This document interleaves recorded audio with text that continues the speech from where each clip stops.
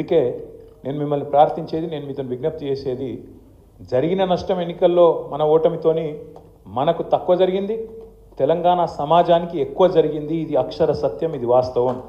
ఇప్పుడు రాబోయే ఎన్నికల్లో మనం గెలవడం అనేది మన కోసం కాదు, నిజంగా కూడా చెప్తున్నా. తెలంగాణ సమాజానికి మళ్ళీ తిరిగి కేసీఆర్ గారిని ముఖ్యమంత్రి చేసుకోవడం అనేది ఒక చారిత్రక అవసరం. మళ్ళొక్కసారి జరిగిన ఈ నష్టాన్ని పూడ్చుకునే బాధ్యత తప్పకుండా తెలంగాణ సమాజం మీద, మనందరి మీద కూడా ఉన్నది. తెలంగాణ సమాజం అంటే అన్నదమ్ములు మనోళ్ళు బయట వాళ్ళు చూసుకుంటారు, మాకేందని మనం ఇంట్లో అంటే కష్టమవుతుంది. ఖచ్చితంగా ఏప్రిల్ 27 నాడు ఇక్కడికి వచ్చిన ప్రతి ఒక్కరూ, మరి మన ఇంటి పండుగ కాదు, మన పార్టీ 24 ఏళ్ళు పూర్తి చేసుకొని 25వ సంవత్సరంలో అడుగు పెడుతున్న ఒక అద్భుతమైన సందర్భం. ఈ రాష్ట్రంలో అంటే తెలంగాణ అయినాక తెలంగాణలో, ఇదివరకు ఉమ్మడి ఆంధ్రప్రదేశ్లో స్వాతంత్రం వచ్చిన 78 సంవత్సరాల్లో ఎన్నో రాజకీయ పార్టీలు పుట్టినాయి, ఎన్నో పోయినాయి. కానీ విజయవంతంగా నిలదొక్కున్నాయి కేవలం 2 పార్టీలు. ఒకటి ఆనాడు స్వర్గీయ ఎన్టీ రామారావు గారు స్థాపించిన తెలుగుదేశం పార్టీ ఒకటైతే, రెండవది మరి తెలంగాణ ఆత్మగౌరవాన్ని ఆకాశ స్థాయికి తీసుకుపోయి స్వరాష్ట్రాన్ని సాధించిన గులాబీ జెండా మన నాయకుడు కేసీఆర్ గారి నాయకత్వంలో రెండోది.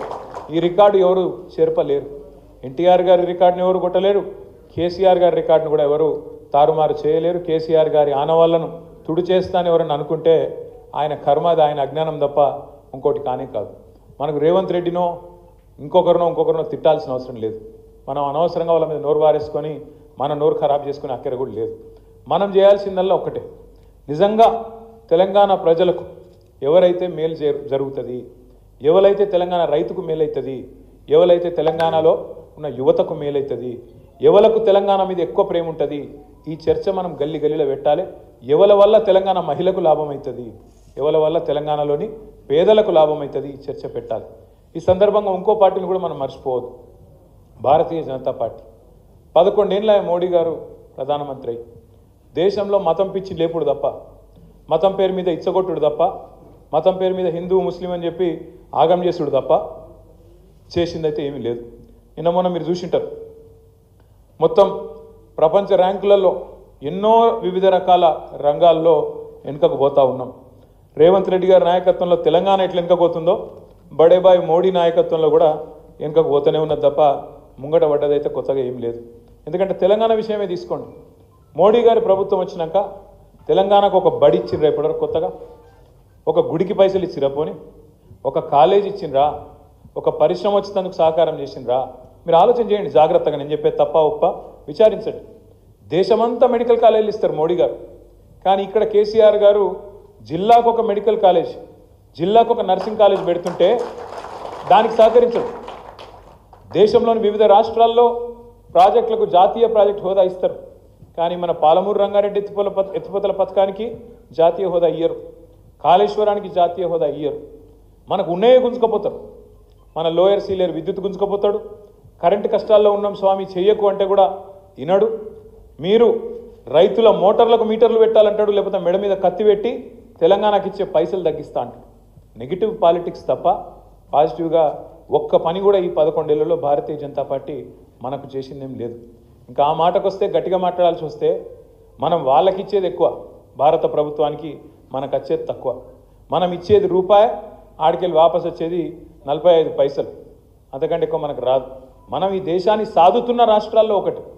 ఈ దేశానికి పైసలు ఇచ్చి పోషించి వెనుకబడ్డ ప్రాంతాలకు ఇవాళ దేశాభివృద్ధిలో నిజంగా జాతి నిర్మాణంలో పాలు పంచుకుంటున్నది తెలంగాణ బిడ్డల చెమట రక్తం అనే మాట నేను గుర్తు చేస్తూ మీ అందరిని ప్రార్థిస్తా ఉన్నాను. ఈ మత పిచ్చి అనేది సాటి సోదరుని సోదరుడుగా చూడకుండా, సాటి మనిషిని మనిషిగా చూడకుండా, ఆయన హిందూ, ఈయన ముస్లిం, ఈయన క్రిస్టియన్ అని చెప్పి ఎంతసేపు ఆ ముద్రలేసి సమాజాన్ని విచ్ఛిన్నం చేయాలన్న ఆలోచన తప్ప, లేకపోతే ఏం కథలు ఇవన్నీ? ఒక ఆయన మాట్లాడతాడు బీజేపీ ఆయన, హిందూ ఖత్రేమే అంటాడు. ఏది హిందువులట ప్రమాదంలో ఉన్నారట, హిందూ ఖత్రేమే హే అంటే నాకు ఒకటి అర్థం కాలేదు. 2014 దాకా హిందూ ఖత్రేమే నయ్యే, 2014 తర్వాత హిందూ ఖత్రేమే హే అంటే అదేం లెక్క? ఇన్ని రోజులట హిందువులు ప్రమాదంలో లేరట, ఇప్పుడు మాత్రమే అయినట్ట. మరి మోడీ గారు వైఫల్యం చెందినట్టేనా, ఫెయిల్ అయినట్టేనా మరి మోడీ? 2014 తర్వాత మోడీ గారు ప్రధానమంత్రి అయిన తర్వాత, భారతీయ జనతా పార్టీ అధికారంలోకి వచ్చిన తర్వాత 80% ఉండే దేశంలో, 80% హిందువులు ఉండే దేశంలో హిందూ ఖత్రేమే హే అనే స్లోగన్కి అర్థం ఉందా అసలు? స్వాతంత్రం వచ్చినప్పటి నుంచి లేని పంచాయతీ ఇప్పుడు ఎందుకు పెడుతున్నారు కొత్తగా? ఎందుకంటే వాళ్ళ సలిమంటల్లో వాళ్ళు సలిగాచుకునేందుకు దేశాన్ని విడగొట్టి ఇచ్చగొట్టి ఖచ్చితంగా వాళ్ళ రాజకీయం కోసం తప్ప చేసిన ఒక్క మంచి పని మీద ఓటు అడగండి భారతీయ జనతా పార్టీ నాయకుని. ఏ ఒక్క భారతీయ జనతా పార్టీ నాయకుడైనా ఓట్లు అడిగేటప్పుడు నేను ఒక 5 పదాలు చెప్తా: హిందూ, ముస్లిం, పాకిస్తాన్, జై శ్రీరామ్, మోడీ. ఈ 5 పదాలు చెప్పకుండా ఓటు అడిగేటోడు ఎవడన్నా ఉన్నాడా?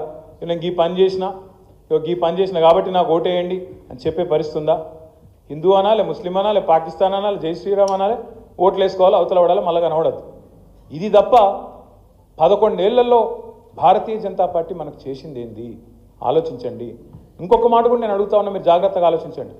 ఇలా తెలంగాణకు సంబంధించినంత వరకు ఇద్దరు కూడా శత్రువులే, 2 జాతీయ పార్టీలు, 2 ఢిల్లీ పార్టీలు శత్రువులే, అటు బీజేపీ ఇటు కాంగ్రెస్. ఎందుకంటారా? మీరు ఆలోచించండి, జాగ్రత్తగా ఆలోచించండి. రేవంత్ రెడ్డి గారు ముఖ్యమంత్రి అయిన తర్వాత ఏప్రిల్ 2024లో మోడీ గారు పార్లమెంట్ ఎన్నికల్లో ప్రచారానికి వచ్చి ఏం చెప్పిండు? తెలంగాణలో ప్రచారం చేసేటప్పుడు తెలంగాణ మీద బడా లూట్ హో రహా హై, ఇక్కడ పెద్ద లూటీ జరుగుతున్నది, ఇక్కడ ఆర్ఆర్ ట్యాక్స్ అని వసూలు చేస్తున్నారు. ఆర్ఆర్ అంటే రాహుల్ రేవంత్. ట్యాక్స్ వసూలు చేస్తున్నారు బిల్డర్ల కాడ, బిల్డింగులు కట్టుకునేటోళ్ళ కాడ, స్క్వేర్ ఫీట్కి ఇన్ని పైసలు అని చెప్పి లెక్కబెట్టి తీసుకుంటున్నారు అని చెప్పి ఏప్రిల్ 2024లో మాట్లాడాడు. మరి ఇప్పుడు వార్షికోత్సవం కూడా అయిపోయింది, యానివర్సరీ కూడా అయిపోయింది. ఏది ఇప్పుడు సంవత్సరం మాట్లాడు ఏమన్నా చేసిండా? మరి దాని మీద దొంగతనం జరుగుతుందని ప్రధానమంత్రి చెప్తాడు, కానీ దొంగను పట్టుకుంటాను మాత్రం ముందుకు రాడు, ఏం చేయడు. సంవత్సరం అయిపోయా. రేవంత్ రెడ్డి గారు ఆయన బామ్మర్దికి కేంద్ర ప్రభుత్వ పథకం ఒకటి ఉంటుంది, అమృత్ అని. ఆ అమృత్ అనే పథకంలా బామ్మర్ది కంపెనీకు అర్హత లేకపోయినా, క్వాలిఫికేషన్ లేకపోయినా 1137 కోట్ల కాంట్రాక్ట్ ఇచ్చిండు ఆయన బామ్మర్ది సుజన్ రెడ్డి అని.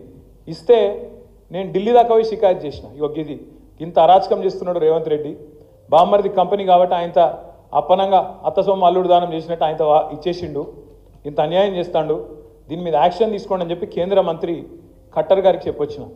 చెప్పి కూడా 6 నెలలే, ఏమైనా యాక్షన్ ఉందా? ఉండదు.